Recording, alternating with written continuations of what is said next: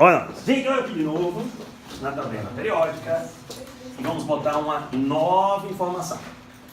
A tabela que vocês então estão usando aí, que é igual a minha, que a gente vai usar aqui, tá? É uma tabela que ela mostra um símbolo, o nome do elemento, o número atômico desse elemento e a massa atômica. Não é o número de massa, é a massa atômica. Estamos de boa? A tabela que vocês têm nas mãos não é essa tabela aqui. A tabela que vocês têm é uma tabela compacta. Perfeito? E a tabela ela é assim, uma versão expandida. Mas perceba que a versão compacta e a versão expandida estão no mesmo espaço. Eu tive que reduzir bastante o tamanho da versão expandida pela KB. Eu não precisaria fazer isso com a versão compacta. Imagine no início dos anos, quando as pessoas iam publicar um livro. Como era complicado você pegar e usar uma versão expandida, ao invés de usar uma versão o quê?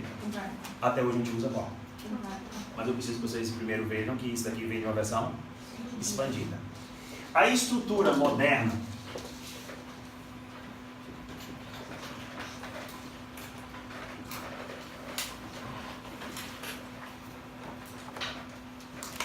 da tabela periódica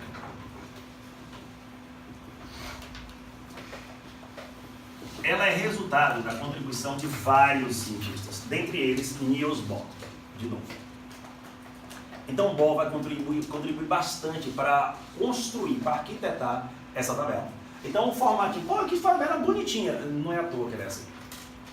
Pô, assim, eu acho bonitinho esse negocinho, tem um pontinho lá em cima, um pontinho, esqueça isso. Se é bonitinho é porque isso daí foi agradável aos seus olhos, mas o foco não era esse. O foco era trazer informações.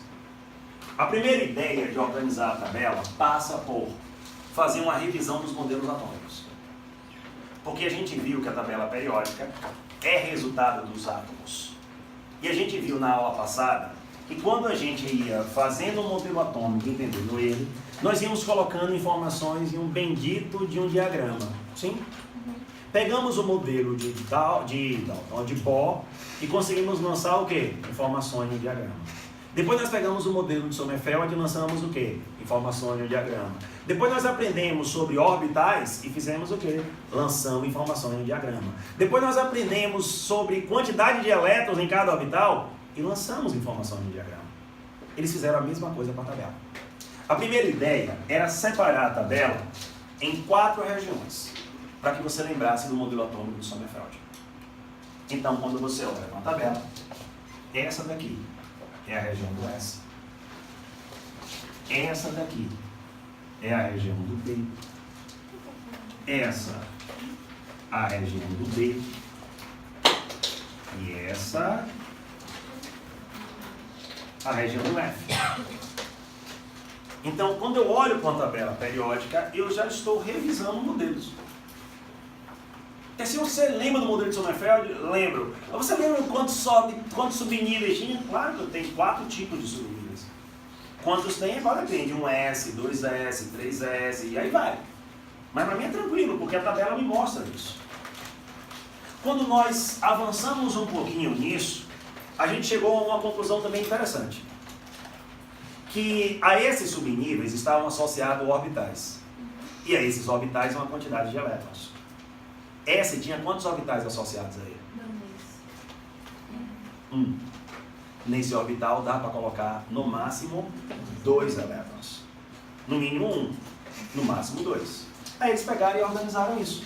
Aí eles falaram, ó, como S pode ter 1 elétron e no máximo 2, então aqui eu vou ter 2 situações.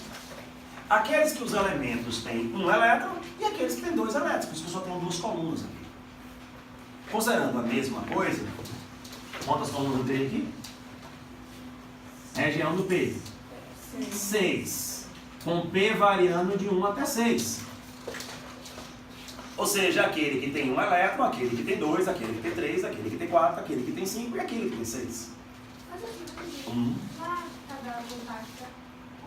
A gente vai fazer isso daqui tudo na tabela compacta na estante.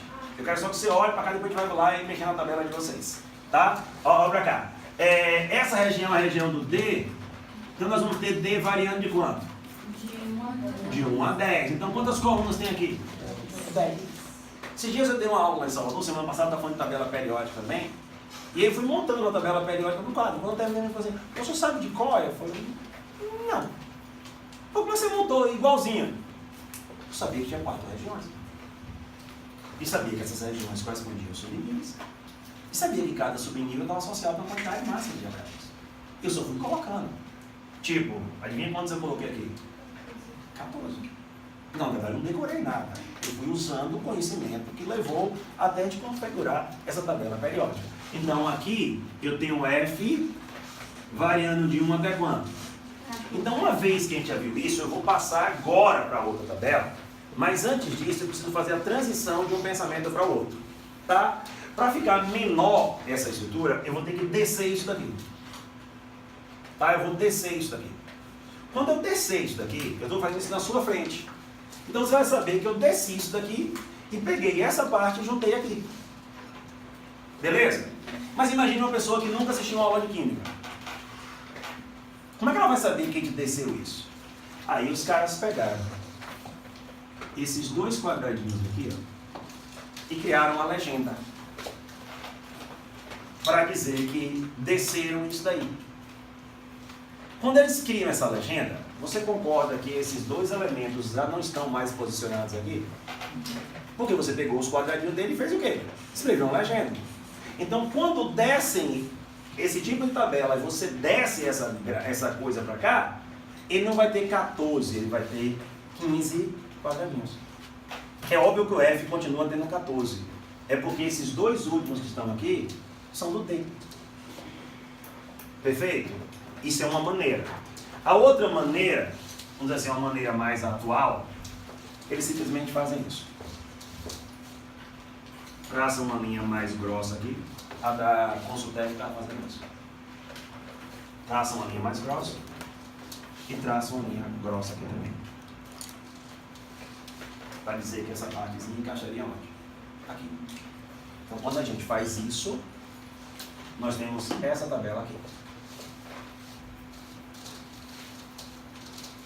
Se eu tivesse a tabela com a legenda ali no meio, o Lutécio e o Laurêncio estariam lá embaixo. Pô, contei aqui, deu 15, já disse que era 14, você entendeu por quê? Por assim, nossa tabela ia fazer como? Nós vamos fazer assim. Aqui para você ver, ó. Vamos daqui, vem para cá. E daqui, vem para cá. De boa, pessoas? Então, bora fazer uma coisa? Pronto. A nossa tabela apresenta grupos ou famílias. Com todo cuidado, porque não é sinônimo, tá? Então as pessoas vão dizer, grupo ou família? Não, não. Todas são grupos, mas nem todas são família. Fechou? O que são os grupos? 18 linhas verticais. Ah, professor, é muita informação. Gente, pelo amor de Deus. Quantas regiões eu tenho? 4. Essa aqui do qual? 1, 2. Essa é de qual? D1, 2, 3, 4, 5, 6, 7, 8, 9, 10. 12 já. P1, P2, P3, P4, P5, P6. Quantas linhas verticais? 18. Afinal de contas, você tirou os 14 do grupo F e botou ali embaixo. Por isso que eu tenho 14. Ou, por isso que eu tenho 18. 18 linhas verticais. Aí o PAC quer que você faça exatamente assim. Deixa eu apagar aqui essa legenda, que a gente já viu a legenda. Ela quer que você faça assim. 1, 2, 3, 4, 5, 6, 7, 8, 9, 10, 11, 12, 13, 14, 15, 16, 17 e 18. De boa? A Sociedade Americana de Química gosta que você faça assim. 1A, 2A. Perfeito? 3A, 4A, 5A, 6A, 7A e grupo 0, 8A. Aqui no meio, B. Vamos? Bora? Hã?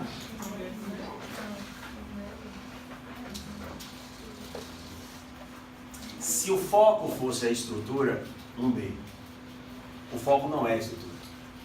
O foco é o quê? Das propriedades químicas.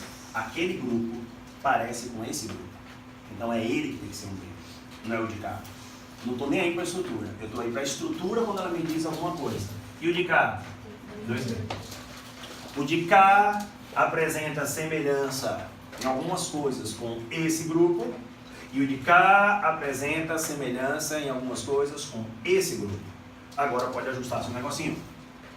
3A, ou 3B, 4B, 5B, 6B, 7B, 8B. Estamos de boa? Olha para cá agora. Essas 18 linhas verticais indicam um igual número de elétrons na camada de valência. A camada é onde há o ganho, a perda ou compartilhamento de elétrons. Esse igual número de elétrons na camada de valência é responsável pela semelhança química, o que nos faz voltar para uma outra situação. Está em uma mesma linha vertical, indica que você apresenta semelhança química. Olha que fantástico, pessoal. Onde é que está o prótil aqui? No hidrogênio. E o deutério? Também. E o trítio? Porque eles são o quê? Isótopos. O que é que significa isótopos? Não. O que é que significa isótopo? Está no mesmo lugar. Isso é o que significa. E o que são isótopos? Átomos que apresentam a mesma quantidade de prótons, átomos de um mesmo elemento. O que significa isótopos? Que vem no mesmo lugar. O que eu estou falando que agora é interessante. Ó, se eu venho no mesmo lugar, eu sou quimicamente o quê? Igual. Se eu venho na mesma linha, eu sou quimicamente o quê? Percebeu a diferença? Então eu sou quimicamente semelhante, eu sou quimicamente igual. Eu sou igual a quem está comigo no quadrado. Então a ideia de isótopo, de ser igual, é exatamente essa. Você está no mesmo quadrado do outro que você é igual a ele. Agora você está na mesma linha vertical, você é semelhante a ele. Esse daqui forma água e todos os isótopos dele formam água também. O de cá é semelhante a ele, não forma água. Fechou a ideia? Perfeito? Então os isótopos são quimicamente iguais. Depois ainda vai uma questão lá, velho, o cara disse que os isótopos eram quimicamente semelhantes, eu peguei e marquei, você perdeu a questão. Semelhança é uma coisa igual a qualquer outra. Igual que um faz, o outro faz igualzinho. Ó. Fechamos ali. 2. Períodos. Os períodos são linhas verticais ou horizontais. Nada melhor do que eu lembrar do modelo do próprio Bohr. Olha as camadas aí. Eu olho para a tabela periódica e vejo todos os modelos aí. Me ajudando, dando informação. Perfeito? Está no mesmo período 7 linhas horizontais. Está no mesmo período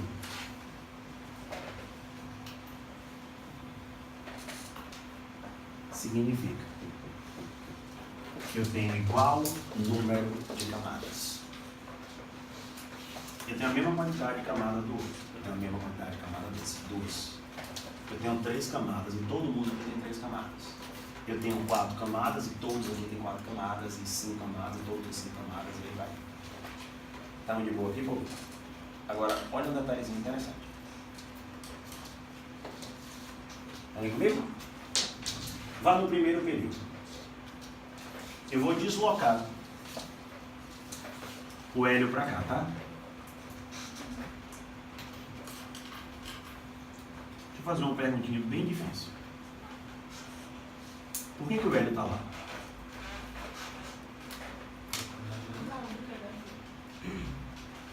Vocês responderam certo, mas vou perguntar de outro jeito. Por que o hélio está lá? Perfeito. Se lá não fosse gás nobre, o nome, ele estaria lá do mesmo jeito. Porque ele apresenta semelhança química com demais. Só que eu não quero mais falar da semelhança, eu quero da estrutura agora. Então eu vou deslocar ele para cá por conta da estrutura, tá certo? Se eu não quisesse valorizar a estrutura, quisesse valorizar a periodicidade, eu vou ele para lá. Mas eu peguei e trouxe ele para cá para ficar mais interessante nossa estrutura de tabela. Então já vou te fazer a primeira pergunta. O primeiro período tem quantos elementos?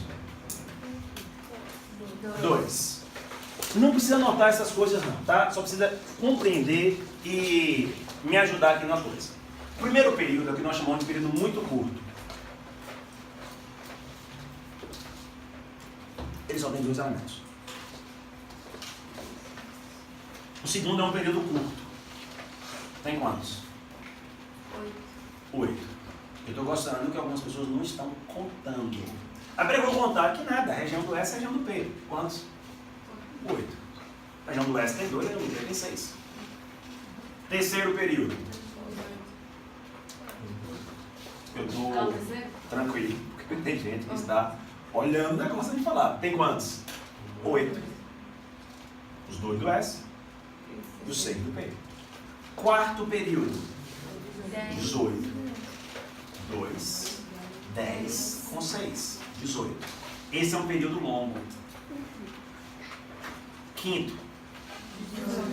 Esse é um período longo.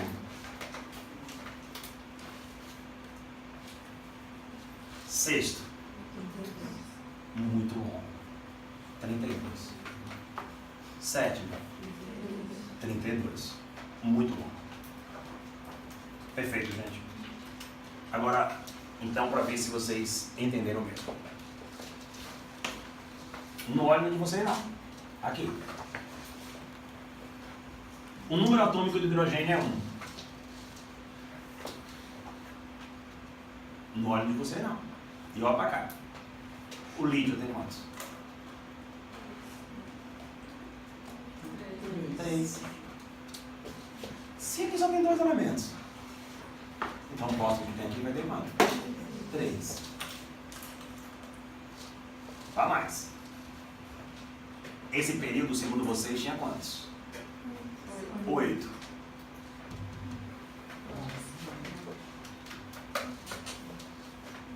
Perfeito? Esse período tem quantos? 19.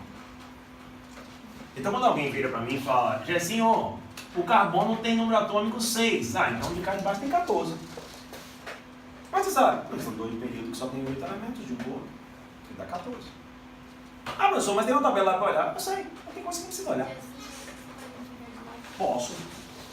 Vocês me disseram que daqui para cá aumentava 2 elementos. Porque esse período só tinha 2. Então se eu tenho um próton e o outro tem mais um próton, então daqui tem 3. Aí vocês falaram que daqui tinha 8. Então se eu tenho 3, o outro tem que ter 11. Se aqui tem 11, e daqui para lá tem 8, então de cá tem que ter 19. Agora quero vocês botando para quebrar. E se aqui tem 19? E daqui para lá tem 18? Então aqui é quanto? 37. E se aqui é 37 e daqui para lá tem 18, aqui é 55. Cuidado agora com esse negocinho aqui, tá?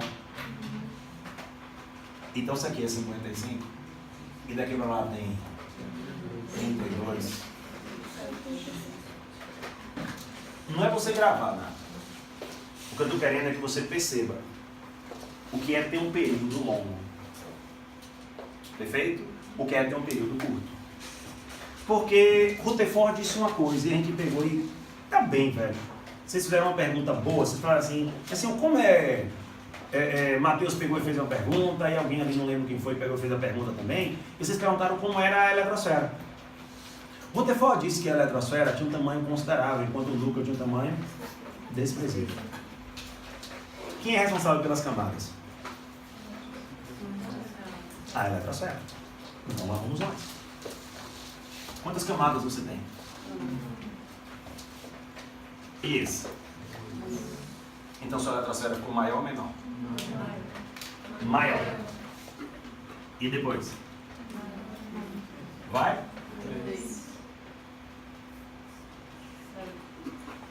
O raio cresce para baixo. Eu não preciso gravar certo. Tá? Porque a gente pegou e fez o quê? Olhou o modelo atômico. Hoje de manhã foi interessante. Teve um aluno aqui que ele pegou e fez assim, ele começou a fazer uma pergunta. Depois no meio da pergunta ele parou e fez: professor, foi mal. Esqueci de usar o modelo. Eu não sei nem qual é a pergunta dele. E não sei nem o que ele olhou, mas eu adorei a coisa. Ele falou assim: eu não lembrei de usar o modelo. Ou seja, o modelo para ele agora é algo útil. Porque ele está na aula de tabela periódica e ele pega assim e fala: eu tento usar o modelo. Modelo não é para aula de modelo, nem para questão de modelo. O modelo é para te ajudar a raciocinar, a pensar o processo. Olha o que você acabou de me dizer. Você está me dizendo que o raio atômico cresce para baixo. Porque eu vou aumentando o número de quê? De camadas. Beleza, povo? Agora olha para cá. De novo. Dentro dessa lógica, e a ciência natural trabalha com padrão. Qual é o nosso problema nas provas? É que a gente esquece o padrão, ou não entende que tem um padrão, e você fica querendo achar o seu padrão na outra prova.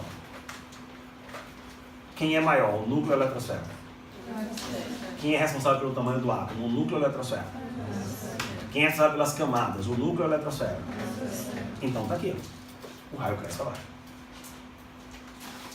Baseado nesse padrão, quantas camadas tem o potássio? 4. E o cálcio?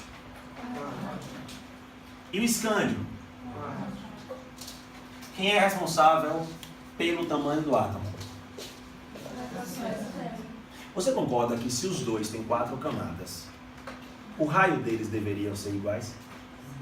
Veja, deveria. Nós estamos trabalhando com a mesma proposta. É o padrão. Se está dizendo que a eletrosfera é responsável pelo tamanho do átomo, então se eu tenho 4 camadas, ele tem 4 camadas, eu deveria julgar que nós temos o mesmo raio. Sim? Agora você vai me ajudar. Princípio não muda. Todas as vezes que a eletrosfera não resolver problema de raio, aí você olha para o núcleo. Padrão. Todos têm 4 camadas. Deveriam ter o quê? Mesmo raio. Significa que a eletrosfera não resolve. Se a eletrosfera não resolve, vamos para o núcleo. Quantos prótons o de cá tem para atrair 4 camadas? 19. Aí ele atrai as 4 camadas. Vem o de cá com quantos prótons? Aí ele atrai mais ou menos as 4 camadas. Então o raio fica o quê? Opa! E o de cá? E o de cá.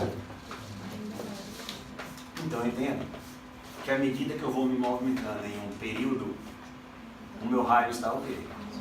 Diminuindo. Porque a atração está aumentando. Perfeito. Eu não preciso demorar essa seta, gente. Eu só preciso usar um microfone. A notícia boa é que a propriedade periódica raio atômico, ela é a base para você entender as outras. E eu não preciso mais gravar raio atômico, porque eu já entendi como é que a coisa funciona. Eu só preciso agora ajustar 2 coisinhas para vocês. Tem ajuda aqui? O vestibular vem e ataca com isso daqui. Raio o quê? Iônico. Vá. O sódio tem 11 prótons e 11 elétrons. Isso é átomo aí. Aí o sódio. Não tente gravar, nem notar. Você aprendeu os modelos. Usa os modelos. Ele perdeu um elétron. Ele precisa de uma eletrosfera maior ou de uma eletrosfera menor, já que ele tem menos elétrons? O raio do cátion é sempre menor do que o raio do átomo que deu origem a ele. Razões óbvias. Eu preciso mais de espaço. O flúor tem 9 prótons e 9 elétrons. O fluoreto tem 9 prótons e 10 elétrons. Ele ganhou um elétron. Ele precisa de mais espaço ou de menos espaço? O raio do ânion é sempre maior do que o raio do átomo que deu origem a ele. Perfeito? Agora é a hora que eu avalio vocês. Então, me ajuda aqui. Se eu vou avaliar vocês, vocês têm que responder. Esse átomo de sódio tinha 11 prótons e 11 elétrons. Esse íon tem 10 elétrons. Esse átomo de flúor tinha 9 prótons e 9 elétrons. Esse íon tem 10 elétrons. Se os dois têm 10 elétrons, significa que a eletrosfera não está resolvendo o problema. Ele está dizendo que a gente deveria ter o mesmo raio, princípio, se a eletrosfera não resolve. Eu vou ao núcleo. Entendeu o meu processo? Então, quando ele pergunta raio iônico, ele fala assim, velho, eu quero ver se esse menino pegou e entendeu mesmo o negócio. Ele não gravou isso e gravou isso como se fossem duas coisas. Princípio. Quantos prótons eu tenho para atrair 10 elétrons?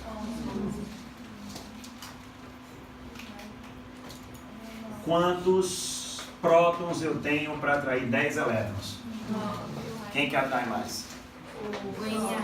Se ele atrai mais, então o raio é o quê? Fechamos? Aí o que o vestibular faz? Quem tem maior raio iônico, Na ou F-? Aí o aluno faz isso, ó. Aqui está o Na. E aqui está o F. O raio cresce para cá e para baixo. Então é o Na. Você perdeu a questão. Porque era raio iônico e não raio atômico. Atenção. Posso fazer só mais uma coisinha? Para a gente pegar e sair dessa parte aqui para já ir para outra coisa. Eu queria te mostrar só um detalhe. Aí tem uma pergunta genial que o aluno pode fazer. E quando o vestibular faz, é uma pergunta idiota. Se o aluno fizer, a pergunta é o quê? Se o vestibular fizer, pergunta idiota.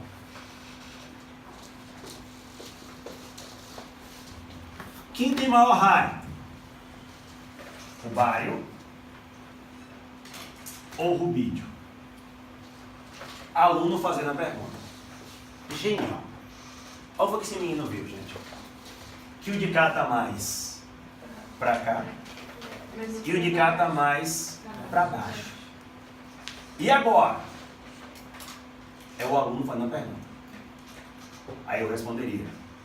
Nesse caso aqui, pode ser que esse seja maior e pode ser que esse seja maior. Eu gostei de sua pergunta.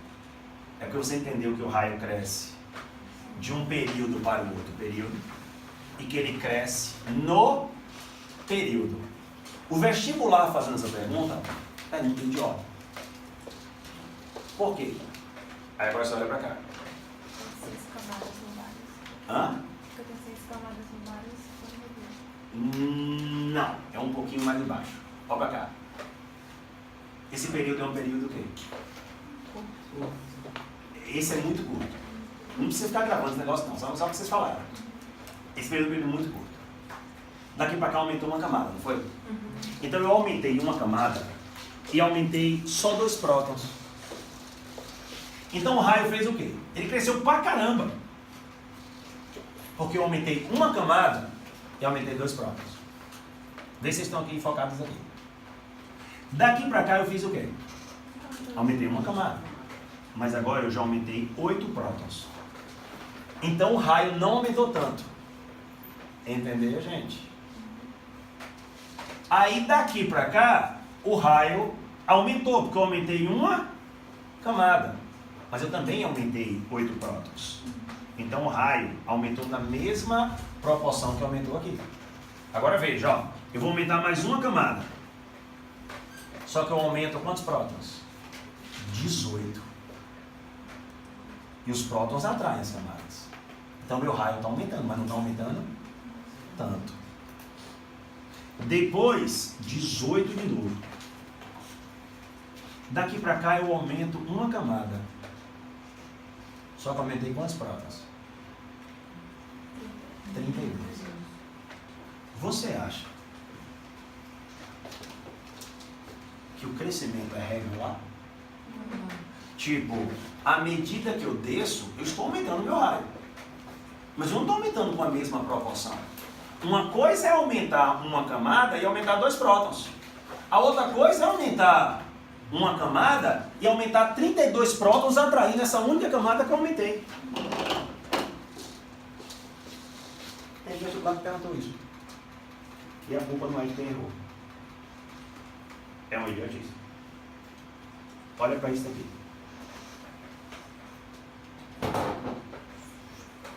Esse é o raio do alumínio, gente. E aquele ali é o raio do galho. Tá vendo? Olha a diferença do boro para o alumínio. Ele quase dobra o raio. Olha a diferença do alumínio para o galho. Olha o germânio que está embaixo ali com um raio de 122. E olha o alumínio em cima dele com um raio o quê? Maior. Olha o arsênio e o silício. O arsênio está embaixo dele com um raio de 121. O silício está em cima dele com um raio de quanto? 117. Olha o sódio e olha o cálcio. O cálcio é maior que o sódio.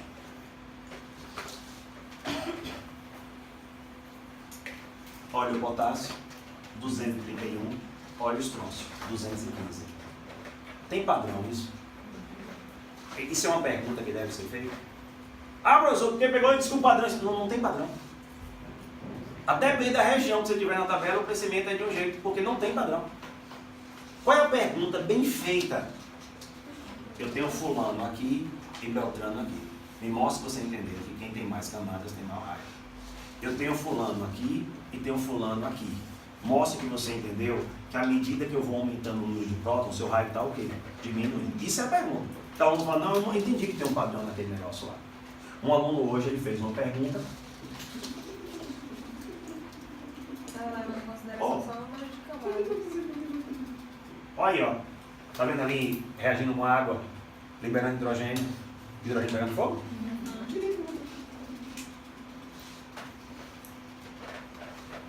Ó, a pergunta do menino foi assim. Gessinho, se o bromo ganhasse um elétron? Não. Se o iodo ganhasse um elétron?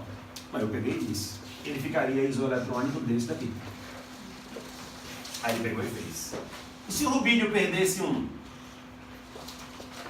Ele ficaria isoeletrônico desse daqui. Aí perguntou, quem é que tem maior raio? Falei, o iodo. Não, mas você não entendeu. Eu só olho para o núcleo quando a eletrosfera não resolve. Ali está óbvio que o xenônio tem uma eletrosfera maior do que o criptônio. Então, se o iodo ficou com a eletrosfera parecida com a do xenônio e o rubídio parecida com o criptônio, não tem mais o que avaliar. Eu tenho para avaliar assim, ó. O flúor ganhou um elétron, ficou eletrônico de quem? Do néon. O sódio perdeu um elétron, ficou eletrônico de quem? Quem tem maior raio? Lá no núcleo dele você tem a resposta. Percebeu? Isso são padrões. Isso são boas perguntas. São perguntas que envolvem padrões. Valendo um café agora.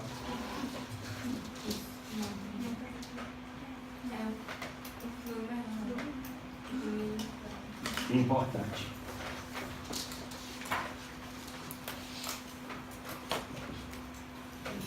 Séries. Eu tenho duas. Os lantanídeos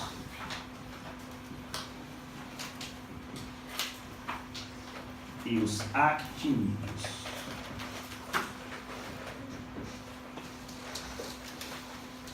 Vou voltar para vocês verem com bem atenção. Os lantanídeos são aqueles em cima ali, chamados de terras raras. Os últimos a serem encontrados. Ó. Perceberam que todos eles estão no mesmo... Lá. Linha horizontal. Então eles apresentam igual número de camadas. Os dois. Os lantanídeos e os actinídeos. Não é que ele tem a mesma quantidade de camadas desse. O de cá tem 6 camadas e de cá tem 7. Beleza, povo? Beleza ou não beleza? Pronto. E agora a gente fecha aqui.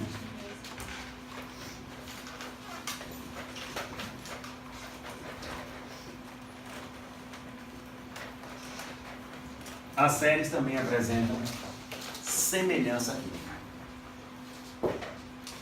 Então, os lantanídeos são semelhantes quimicamente. O que é interessante? Essa semelhança é uma semelhança o quê? Horizontal. Perfeito? Quem é que não tem semelhança horizontal? Esses daqui. Os elementos representativos ao nome. As características são tão definidas que um representa a característica do grupo inteiro. Representativo. Esses são tão parecidos que não são parecidos com esse, em relação às suas valências. Esses são tão parecidos que são diferentes desses, em relação às suas valências. A mesma coisa desse, a mesma coisa desse, a mesma coisa desse. Esses não são tão diferentes uns dos outros. Transição. Que podem ser parecidos na horizontal. Olha o grupo 8B. Eu tinha colocado assim, na hora ninguém falou nada. Mas você percebeu que eles têm um grupo que vai 3 colunas, mostrando principalmente a semelhança do cobalto com o níquel. O nome do cobalto, se você pegasse e trouxesse a origem do nome dele para um nome em português, seria algo parecido com demônio. O níquel, capeta. Tirando a parte interessante do nome dessas duas coisas, você percebeu o que ele está querendo dizer para você? Que eles são o quê? Muito parecidos. Ou seja, há uma semelhança na horizontal. Nos elementos representativos, que são os que mais caem na prova, a semelhança se dá como? Na vertical. Nos elementos representativos, bloco P, a semelhança se dá como? Na vertical. Nos elementos de transição, essa semelhança pode acontecer também na horizontal. Mas essa semelhança na horizontal, a semelhança dos elementos de transição, ela vai ser só nesses dois? Tem muitos aqui que se parecem. Esses dois são notadamente parecidos. Você precisa saber todo mundo que se parece. Você precisa saber o quê? Que os lantanídeos, sim. Perfeito? Que é uma série. Tanto que eles pegaram e falaram assim, separa esse negócio aqui e bota aqui do lado, chama de série. Para que todo mundo entenda que também é uma série. Perfeito? Aí do de lá. Beleza. do de lá, ele fala assim, ó, lembre desses daqui, já vai ser importante. Cobalto e níquel, que na verdade vai reforçar.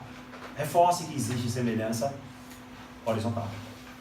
Para que o menino não morra pensando que o quê? Morra no sentido de com 90 anos, tá, gente? Só tem semelhança vertical. Mas geralmente nós dissemos que tem semelhança horizontal justamente vertical, né? Tipo, sim, do 8B. Então você não pode, né? Sua questão, que você vai falando que só existe semelhança nos grupos da família, a gente mata mais rápido. Eu gosto de você porque você já é uma menina que está esperta. Então, vamos lá. O que é que qualquer pessoa marcaria? Então, eu tenho que ver se aquele vestibular é um vestibular qualquer pessoa ou aquele vestibular é um vestibular que coopera. Entendeu? Porque existe o que é certo e existe o que é errado. Se a pessoa chegar com uma coisa errada, não entendeu? Assim, e aí agora a coisa errada é certa? Entendeu? Então, espera-se que bons vestibulares façam boas perguntas. Se você pegar os elementos representativos, olha, tá vendo? Ele falou dos representativos, eu vou pegar e vou responder sabendo. Eu vou falar, olha, normalmente os elementos apresentam semelhança na vertical. Pronto, vou marcar isso daí, porque eu sei que não é. Agora a pessoa diz, ó, a semelhança é sempre na vertical. Tem na horizontal também. Então, Perfeito? pode ser mais por eliminação, né? É isso. Sabendo eu que a baiana pode fazer uma boa pergunta, uma pergunta mais ou menos, eu respondo, dou aquela olhadinha, deixa eu ver aqui se está tudo beleza mesmo, tem um tempo aqui, ó, realmente tá a melhor resposta essa daqui, vou deixar essa daqui, porque as outras não fazem nem sentido. Pois eu tenho uma aqui que tá na cara e essa daqui, ó, daqui tá certo também, mas não vai ser eu que vou empombar agora, deixa eu marcar meu negócio aqui e vou embora. Assim, quando você. Ó, eu tô indo sem pergunta nada a ver, tá? Se for nada a ver. Não tem pergunta nada a ver, não existe isso. Eu fiquei pensando, bom, os elementos de transição eles são muito semelhantes, certo? Porque. Pera, e também não é assim. Eles não são tão semelhantes a ponto de poder parecer com o outro. Mas eles são mais semelhantes do que os representativos? ou Não, olha o nome. Você é o quê? Representativo. Então, pra. Vou mais você entender agora. Qual é a sua família? A minha família? Sim. Foi que sua mãe trabalhava no negócio do café, lá no negócio, qual é a sua família? Meu pai? Não, sua família. Qual família é sua? Andrade. Andrade. Tem alguém aqui que é Andrade? Eu Quando tenho alguém filhos pega e também, fala não que é. Alguém fala, ó, gravou esse negócio aí. Quando pega e fala que é Andrade, você tá em uma sala, o que é que as pessoas começam a falar assim? Ó, será que é minha prima? Será que é meu parente? Você falou que era filho, não foi? Isso. Mas eu não gosto muito. Também não gosto muito. Olha lá. Eu sempre tive a piadinha do Pires. Pronto, a gente não gosta. Quem é Pires não gosta. Mas, você entendeu o que ele está querendo chamar de família? Sim. Eu só chamo de família os representativos. Desse caiu aí agora. Porque eles são tão parecidos que dá uma ideia de, tipo assim, de essência, de DNA. Olha, eu sou tão parecido com o de cá de baixo que eu não consigo ser parecido com o de cá do lado. Já o de cá não é grupo. Ah, eles podem ser parecidos entre eles? Pode. Pode sim, mas eu estava esperando que era muito parecido. Não espere que seja muito parecido. É porque eu pensei em duas coisas. Primeiro, que se eles tinham eles poderiam ter também semelhança na vertical, os elementos de transição. Aí na minha cabeça, para acontecer a transmutação, seria mais fácil neles, entendeu? Mas agora eu tô pensando e eu tô... Transmutação. Não, qual é o nome daquela que um elemento vira o outro? Sim, mas é núcleo. Isso aí não Não pode. tem nada a ver com a eletrosfera que ele está fazendo. Então. Obrigada, não sei se você já falou, porque talvez eu disse, mas você já falou de diferença de grupo de família? Acabei de falar agora. Que grupo, são tudo linhas verticais. Sim. Só que família eu só uso para representativo. Sim. Entendeu a ideia de família? Pô, se eu sou de um grupo, quer ver aqui um grupo, ó. Pra eu fechar ali, pra ir tomar um café. Quais são os elementos do grupo 1A? Hidrogênio, lítio, sódio, potássio, vídeo. Isso? Césio. Pronto. E Frâncio. Põe assim, aí, olha o que eu vou fazer agora. Eu queria agora no grupo, bora aqui, presta atenção pra você não ficar voando nessa parte. Eu queria agora, desse grupo, tirar uma família de metais. Aí o hidrogênio pega, eu não sou metal. Você faz então parte do... Mas você não vai ser parte do quê? Da minha família. Porque na minha família só vai entrar quem tem características químicas semelhantes a mim. E você não tem. Você não pode afirmar que uma família? Não é todo. Não. Perfeito? Não é à toa que quando você vai se referir à família, você não deve falar alcalinos. Você tem que falar o quê? Metais alcalinos. Aí agora deixa claro. Agora, olha para isso daqui.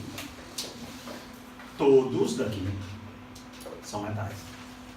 Metais alcalinos terrosos. O grupo 2A coincide com a família dos metais alcalinos terrosos. Então, família realmente é característica exatamente semelhantes. Exato. Todos. Olha aí, você pega assim, aplica no seu dia a dia. Se eu chegar em sua família, existem coisas que são semelhantes, mas se eu quiser fazer um exame lá do seu DNA, imagina-se que a essência química sua, o ácido desoxirribonucleico, é o mesmo valor da família. Apesar de vocês não serem todos iguais. Mas você tem uma coisa que faz você ser daquela família. Eles não pegaram o nome, vamos pegar um nome aqui. Eles pegaram um nome que fizesse sentido, para que quando alguém olhasse, falasse assim, poxa, então eu estou percebendo o que eu estou estudando. É como se família fosse a semelhança e grupo só fosse a língua. Exatamente. Isso que disse. Onde é que está o problema? É quando é exato. Oh, coitado do hidrogênio, não tem família. Sim, mas tem grupo. Fica na boa. Olha lá, beleza. Mas tem gente para amparar ele lá no grupo. Então, o problema é que quando a gente faz aquela leitura de grupos ou famílias, a gente faz uma leitura como se fosse sinônimo. O grupo ou a família. Não é isso que ele está querendo dizer. Perfeito? Então, ali no meio, todo mundo é grupo. Show.